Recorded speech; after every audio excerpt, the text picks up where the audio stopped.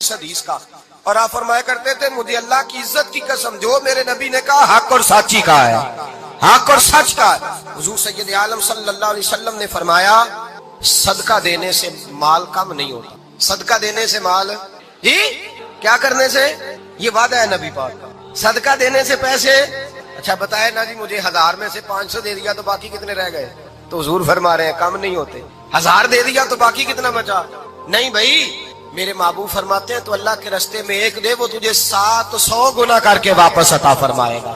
نبی پاک نے فرمایا صدقہ دینے سے مال کم نہیں ہوتا، اور فرمایا معذرت کرنے سے عزت میں کمی نہیں آتی، معذرت کرنے سے عزت میں کمی، اللہ اکبر، معذرت کرنے سے عزت میں کمی، اور حد کر دی میرے حبیب نے، فرمایا تو رب کی رضا کے لیے عاجزی کر، تیرے نبی کا وعدہ ہے اللہ تجھے عزت عطا فرما دے گا، تو جھک جا اللہ کی رضا، عاجزی اختیار کر، سادگی اختیار کر، سادگی عاجزی کر، تجھے اللہ ایک دو باتیں اس میں ارشاد، ایک معذرت کر غلطی ہو جائے، اور دوسرا پہلے عاجزی کی بات سنے۔ حضرت عمر بن عبدالعزیز بادشاہ تھے، سوئے ہوئے تھے، غلام بھی پاس آرام کر رہا تھا، مہمان بھی آئے تھے، غلام کی ڈیوٹی تھی ہر وقت حضرت کے پاس رہنا، اب سوئے ہوئے ہیں، دیر ہو گئی، غلام بیچارہ تھوڑا تھوڑا اونگ آتے آتے سو گیا، حضرت چراغ روشن تھا کچھ لکھ رہے تھے، مہمان بیٹھا تھا، خادم سو گیا، اب چراغ نہ آہستہ آہستہ گل ہو گیا، بجھ گیا، حضرت اٹھے، بوڑھے آدمی تھے، چراغ صحیح کرنے، مہمان کہنے لگے حضور میں نہ کر دوں، میں نہ کر دوں، کہنے لگے نہیں تم مہمان ہو، مہمان سے خدمت نہیں لی جاتی، تو اس نے کہا غلام کو جگائیے، فرمانے لگے ابھی تو بیچارہ سویا ہے اور نیند سے بیدار کر دوں، خود گئے، اس میں تیل دوبارہ ڈالا، بتی ٹھیک جلائی، واپس آ گئے، وہ مہمان اب بادشاہ کا مہمان بھی تو کوئی بادشاہ ہی ہوگا نا، کہنے لگا حضور آپ اپنے کام خود کرتے ہیں، کیا لفظ ہے، کیا حسن ہے، اور دو جملوں میں کیا تاثیر ہے، آپ فرمانے لگے ہاں میں اپنے کام خود کرتا ہوں، جب میں گیا تھا تب بھی عمر بن عبدالعزیز ہی تھا، اور جب چراغ صحیح کر کے واپس آیا ہوں تو پھر بھی عمر بن عبدالعزیز ہی ہوں، میرے اندر کوئی تبدیلی آئی، میں وہی ہوں جو گیا تھا۔ حضرت سیدنا فاروق اعظم رضی اللہ تعالیٰ عنہ فرماتے میں بیٹھا تھا، اور ابھی 3 دن ہوئے تھے نبی پاک صلی اللہ علیہ وسلم کے وصال ظاہری کو، میں بیٹھا ہوا تھا، 2-3 بچیاں آ گئی، اور حضرت ابوبکر صدیق رضی اللہ تعالیٰ عنہ کے سامنے آ کے بیٹھ کے رونے لگی، جناب صدیق اکبر رضی اللہ تعالیٰ عنہ کا بچیوں روتی کیوں ہو، تو کہنے لگے آپ خلیفہ بن گئے ہیں، جب سے ہمارے ابا کا انتقال ہوا تھا ہمارا ذریعہ معاش یہ تھا کہ ہم نے بکریاں رکھی ہوئی، آپ روز آتے تھے بکریوں کا دودھ دھوتے تھے، ہم پی بھی لیتی تھی، بیچ کے گزارا بھی کر لیتی، اب آپ تو خلیفہ بن گئے، کون آیا کرے گا، تو حضرت ابوبکر صدیق فرمانے لگے تمہیں پتہ ہے جو خلیفہ ہوتا ہے وہ تو خادم ہوتا ہے قوم کا، میں آیا کروں گا۔ حضرت ابوبکر صدیق روزانہ اٹھتے عصر کے بعد اور جاتے، خلیفہ ہونے کے باوجود ان بچیوں کی بکریوں کو پکڑتے، دودھ دھوتے، ان کے گھر میں دے کے آتے، حضرت فاروق اعظم جب بھی دیکھتے تو کہتے ابوبکر تو پیچھے آنے والوں کے لیے راستہ بڑا مشکل کر رہا ہے، بڑا مشکل کر رہا ہے، جگر راہ وفا میں نقش ایسے چھوڑ آیا ہوں، میں جس منزل سے گزرا ہوں وہ اب تک یاد کرتی ہے۔ حضرت سلمان فارسی رضی اللہ تعالیٰ عنہ صوبے کے گورنر تھے، سادہ سا لباس پہن کر سادہ سا بس اسٹاپ پہ کھڑے تھے، جہاں سے لوگ اندر داخل ہوتے تھے، جہاں سواریاں باندھی جاتی تھی، آج ہم اپنے زبان میں اسے بس اسٹاپ کہتے، باہر کھڑے تھے، کوئی مہمان آ گیا کسی کا، اس نے دیکھا سادے سے کپڑے ہیں، خستہ سی حالی ہے، اس نے سمجھا کوئی کلی ہے شاید معاذ اللہ، کوئی ملازم ہے، کہنے لگا وہ خادم ادھر آؤ، ادھر آؤ، آپ قریب گئے، کہنے لگے میرا سامان اٹھاؤ۔ امام غزالی فرماتے ہیں جب تو علم پڑھنے بیٹھتا ہے تو یہ بھی خیال کرنا تیرے اندر تکبر کا بوٹا نہ لگ جائے، عاجزی اختیار کرنا، عاجزی، سر پہ رکھا ہوا ہے سامان، حضرت سلمان فارسی نے گورنر صاحب نے اس آدمی کا مہمان کا سر پہ سامان رکھا اور جا رہے، سنو اور غور کرو، جب جا رہے تھے جو آدمی بھی ملتا گورنر صاحب ہمیں دے دے، مہمان پریشان ہو گئے، کہنے لگے حضور آپ گورنر ہے، فرمانے لگے نہیں یہ تو میرا دنیا داری کا نام ہے جو ان لوگوں نے رکھا ہوا ہے، اصل میرا نام وہی ہے جو تو نے لے کے پکارا ہے، اصل نام وہی ہے، تو نے کہا غلام ادھر آ، آپ فرمانے لگے پہلے میں ایک یہودی کا غلام تھا، پھر رب تعالیٰ نے فضل کیا تو میں محمد عربی کا غلام ہو گیا، رسول اللہ کا غلام ہو، اور جب میں نبی پاک کا غلام ہوا ہوں تو اس سارے صوبے کا امام ہو گیا ہوں، تو اصل تو میں غلام ہی ہوا نا۔ دوسرا میرے نبی پاک صلی اللہ علیہ وسلم نے ایک تو عاجزی سے عزت ملتی ہے، تکبر سے عزت، وہ جو بندہ جھجکتا ہے نا تیرے نیڑے جانے سے، تو کہتا ہے میری بڑی عزت کرتا ہے، وہ عزت نہیں کرتا، شیر کی عزت ہوتی ہے کہ خوف ہوتا ہے، بولے نا تو نہیں نہ ڈر لگتا، دیکھو شیر کا کیا ہوتا ہے، خوف، اس کی عزت نہیں ہوتی، تو درندہ ہے، درندوں کی بھی کبھی عزت ہوتی ہے، تو جو آدمی ڈنڈے کے زور پر لٹکا کے ڈنڈا اور وہ لوگوں سے عزت کرا رہا تو بھائی یہ تیری عزت نہیں ہے، تیرا خوف ہے. عزت عاجزی میں ہے، انکساری میں ہے. اور دوسرا میرے نبی پاک صلی اللہ علیہ وسلم نے فرمایا عزت معاف کرنے میں. عزت کس چیز میں ہے؟ بدلہ لینے میں عزت. یہ حقائق ہے. عزت بدلہ لینے، جس نے ایک تھپڑ کے جواب میں 2 مارے وہ باعزت نہیں، بلکہ مسند امام محمد بن حنبل پڑھی، حضرت موسیٰ علیہ السلام کوہ طور پہ کھڑے، میرے رسول پاک علیہ السلام فرماتے ہیں جناب موسیٰ علیہ السلام نے اللہ کی بارگاہ میں عرض کیا، اے اللہ ساری دنیا کہتی ہے ہم عزت والے ہیں، ہم عزت والے، من اعز عبادک یا اللہ، اے اللہ تو بتا تیرے بندوں میں عزت والا کون ہے؟ تو حضرت موسیٰ کہتے ہیں رب کریم نے فرمایا اذا قادر غفارا، جس کے پاس بدلہ لینے کی طاقت ہو پھر بھی معاف کر دے وہ بڑی عزت والا ہوا کرتا ہے. جو اینٹ کے جواب میں پتھر مار سکتا ہو، جو گولی کے جواب کے اندر 15 گولیاں مار سکتا ہو لیکن معاف کر دے وہ بڑی عزت والا ہے. عزت والا ہے جو معاف کرے. حضرت فخر جہاں دہلوی بہت بڑے درویش تھے، سلسلہ عالیہ چشتیہ کا بہت بڑا نام، اور اس صوفی کے آپ حالات پڑھیں تو رب کریم نے بڑا ہی نوازا ہوا. دلی کی جامع مسجد کے خطیب، اور ان کی کرامت یہ تھی کہ جو آدمی آ کے سامنے کھڑا ہوتا تھا نا اسے بتانا نہیں پڑتا تھا کہ میرے دل میں کیا ہے. صدق اللہ العظیم وصدق رسولہ النبی الکریم الامین ونحن علی ذلک لمن الشاہدین والشاکرین والحمد للہ رب العالمین. ان اللہ وملائکتہ یصلون علی النبی یا ایہا الذین آمنوا صلوا علیہ وسلموا تسلیما. الصلاۃ والسلام علیک یا سیدی یا رسول اللہ وعلی آلک واصحابک یا سیدی یا حبیب اللہ. اللہم صلی علی سیدنا و مولانا محمد معدن الجود والکرم وآلہ وصحبہ وبارک وسلم. تمام تعریفیں حمد و ثنا اللہ تعالیٰ جل شانہ کے لیے، اور درود و سلام نبی اکرم نور مجسم شفیع معظم احمد مجتبیٰ جناب حضرت محمد مصطفیٰ صلی اللہ تعالیٰ علیہ وسلم کی ذات والا صفات کے لیے حمد و صلات کے بعد، اللہ تبارک و تعالیٰ نے کچھ انسانوں کو مالدار بنایا ہے اور کچھ کو اللہ تعالیٰ نے غریب، فقیر اور مسکین بنایا.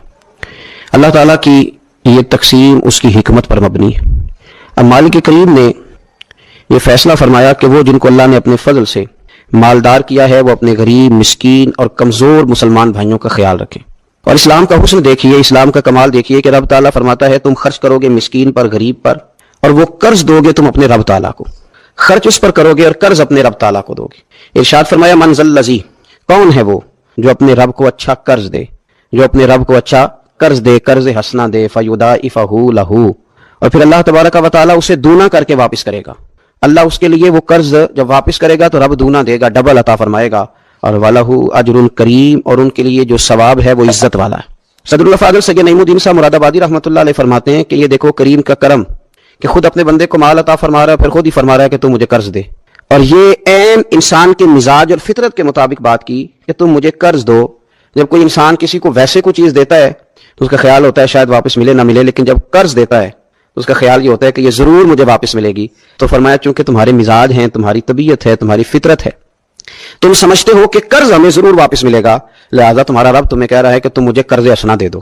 اپنے غریب بھائیوں پر، مسکینوں پر، کمزوروں پر خرچ کرو اور اپنے رب کو قرض حسنہ دے دو، رب تمہیں ڈبل کر کے واپس عطا کرے گا. اور جو اجر دے گا وہ عزت والا دے گا، جو تمہیں ثواب عطا فرمائے گا وہ اکرام والا اللہ تمہیں ثواب عطا کرے گا. نبی پاک صلی اللہ تعالی علیہ وسلم نے انفاق کی تعریف کی، اللہ کے راستے میں خرچ کرنے کی. جب تک عمراء، مالدار لوگ خرچ نہیں کریں گے غرباء پر، مساکین پر، طلباء پر، فلاحی کاموں میں، دینی کاموں میں، جب تک وہ خرچ نہیں کریں گے تب تک معاملہ آگے نہیں بڑھے گا. تب تک وہ سارے منصوبہ جات جس سے کہ غریب کا بھلا ہونا تھا، جس سے دین کو مضبوط ہونا تھا، جس سے دین کی اشاعت ہونی تھی، وہ سارے منصوبے آگے نہیں بڑھیں گے. اس لیے نبی کریم صلی اللہ تعالی علیہ وآلہ وسلم نے ارشاد فرمایا کہ تم خرچ کرو تاکہ تم پر خرچ کیا جائے. تم اللہ کے راستے میں دو تاکہ رب تمہیں دے، دو اس کے راستے میں وہ تمہیں عطا کرے اپنے فضل و کرم کے ساتھ. اللہ تبارک و تعالیٰ کے راستے میں جب خرچ کیا جاتا ہے تو رب راضی ہوتا ہے، پھر بندے کو اور زیادہ عطا کرتا ہے. آپ دیکھیے کہ اسلام نے خرچ کرنے کے بہت سارے مواقع بنائے اور فردن فردن غریب کو امیر کے ساتھ جوڑا. امیروں سے کہا کہ غرباء کا حصہ نکالو. سال کے بعد زکوٰۃ کا حکم دیا. ہر وہ شخص جو صاحب نصاب ہے وہ سال کے بعد زکوٰۃ ادا کرے. رمضان مبارک آیا تو صدقہ فطر کو رکھا گیا تاکہ جو غرباء ہیں، مساکین ہیں، وہ بھی عید کی خوشیوں میں امیر مسلمانوں کے ساتھ شامل ہوں. پھر جب فصل کا موقع آیا تو عشر رکھا گیا تاکہ غریب بھی تمہارے غلے میں، تمہارے اناج میں، تمہاری گندم میں، تمہارے چاول میں، تمہاری سبزی میں شریک ہو جائے. ہر موقع پر ان کو یاد رکھنا، ان کو ساتھ ملانا. قربانی رکھ دی گئی، اور قربانی بھی جب رکھی گئی تو امیر پر رکھی گئی. اس کا فلسفہ بھی یہی ہے کہ امیر قربانی کریں گے اور غریبوں تک اس کا گوشت پہنچائیں گے. میرے رسول کریم صلی اللہ تعالی علیہ وآلہ وسلم نے یہ خوبصورتی کے ساتھ ایک کو دوسرے کے ساتھ جوڑا. اب ہوتا کیا ہے؟ ہوتا یہ کہ انسان کو مال سے پیار ہوتا ہے، فطرتاً کمائے ہوئے مال سے محبت ہوتی ہے. انسان بسا اوقات یہ سمجھتا ہے کہ بڑی مشکل سے تنکا کر کے، محنت کر کے، جدوجہد کر کے میں نے یہ مال جمع کیا ہے تو اب میں دے دوں. ایک لمبا عرصہ تک میں نے پردیس کاٹا، مشکلات برداشت کی، اور میں نے کئی راتوں کے رت جگہ اس کام کے نام کی، اور آج اگر مالی طور پر میں مضبوط ہوا ہوں تو کیا میں یہ مال دے دوں؟ تو دیکھیے، اسلام ایک روحانی مذہب ہے، اس کی تعلیمات آفاقی ہیں. یہ ہمیں بتلاتا ہے کہ صرف فیصلہ وہ نہ کرو جو تمہاری آنکھوں سے نظر آ رہا ہے. کچھ چیزیں ایسی ہیں جو رب تمہیں اپنے فضل سے دے رہا ہے اور تمہاری ظاہری آنکھیں انہیں دیکھ نہیں رہی. نبی پاک صلی اللہ تعالی علیہ وسلم نے ارشاد فرمایا، یہ حدیث مبارکہ صحیح مسلم میں موجود ہے. حضرت ابو ہریرہ رضی اللہ تعالیٰ عنہ فرماتے ہیں، دیکھیے حضور صلی اللہ تعالی علیہ وسلم نہ بات کر کے مختصر جملوں میں کیسے آگے بڑھتے ہیں. کریم ابو فرمانے لگے، یاد رکھنا صدقہ دینے سے مال کم نہیں ہوتا. اللہ اکبر. آپ کو تو میسج آ گیا بینک سے کتنے پیسے کم ہو گئے. آپ نے تو جو گن کے دراز میں رکھے تھے اس میں سے لاکھ میں سے آپ نے تو 5,000 دے دیا، تو آپ کو تو پتا ہے وہ 95 رہ گیا ہے. لیکن یہ صحیح مسلم کے لفظ ہیں. حضور فرماتے ہیں صدقہ دینے سے مال کم نہیں ہوتا. کائنات کے سب سے سچے، کھرے، صادق اور امین محبوب علیہ الصلوۃ والسلام نے فرمایا کہ صدقہ دینے سے مال کم نہیں ہوتا. حکیم الامت مفتی احمد یار خان صاحب نعیمی رحمۃ اللہ تعالی علیہ ارشاد فرماتے ہیں کہ کسان جب اس نے نا بیج کی بوریاں بھر کے رکھی ہوئی ہوتی ہیں، تو جب وہ جا کر کے بیج ڈالتا ہے نا کھیت کے اندر، تو بظاہر تو وہ بوریاں خالی کر کے آتا ہے، لیکن پتہ تب چلتا ہے کہ جب ایک ایک بیج پر پھر کئی کئی گنا دانہ لگتا ہے.